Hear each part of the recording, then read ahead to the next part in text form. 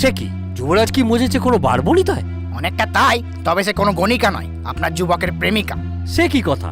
তার জন্য এত বড় করে স্বয়ম্বউ সভা হচ্ছে, আর এখন সে প্রেমিকার গন্ধ শুকতে যাচ্ছে?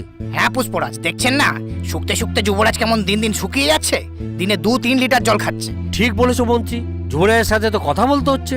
কোনো ফুলের প্রতি এত আকুল হতো ভালো না। না, এই ব্লাডি ফুলটাকে নিয়ে আর পারা গেল না।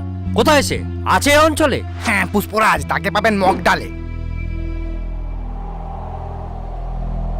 যুবরাজ কদম, আমি কিন্তু বেদম বিরক্ত। এসব কি শুনছি?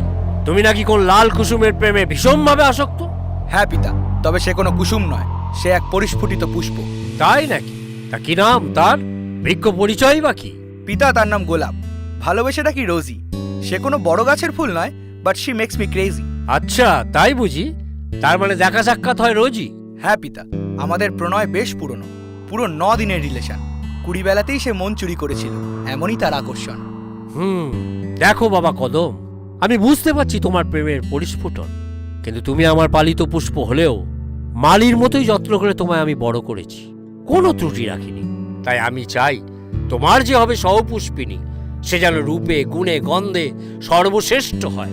পিতা, আপনি গোলাপকে দেখেননি তাই। তার ন্যায় রূপবতী, গুণবতী আর গন্ধবতী সারা ভূভারতে নাই। ঠিক আছে, সে বাগানের ফুল না বগলের চুল, সেটা আমিই দেখব না হয়। তাকেও আমন্ত্রণ দিও তাহলে তোমার স্বয়ং বউ সভায়। কিসের স্বয়ম্বউ সভা পিতা? নির্বাচন যখন আপনিই করবেন, তখন আপনিই করুন বিবাহটা, নিয়ে আসুন বিমাতা। চুপ করো, যত সব অসভ্য কথা। এখনো তোমার সে কুড়ি ফোটেনি যে বুঝবে কোনটা খেলো কোনটা দামি। আর স্বয়ম্ভূ সবাই বউটা তোমার জন্য, কিন্তু স্বয়ংটা আমি।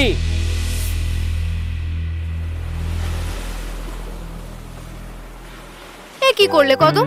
এই তোমার দম? শেষে কম্পিটিশন করে বিয়ে করতে হবে তোমায়? কি করব বলো গোলাপ, পিতার আদেশ, কি করে খণ্ডাই? যদি আমি হেরে যাই? হারবে তুমি? তুমি হলে ফুলের রানী, স্নিগ্ধ সকালের ফুটন্ত যৌবন, আর আমি তোমার ফুল দানি। থাক হয়েছে, তোমার রসিকতা খুব জানি। ভ্রমর হয়ে মধু চুষে বলবে ও মাই হানি। কি করব জানি, তোমায় না সুখে আমি থাকতে পারি না, তোমার রং ছাড়া স্বপ্নে ছবি আঁকতে পারি না। হ্যাঁ, আমিও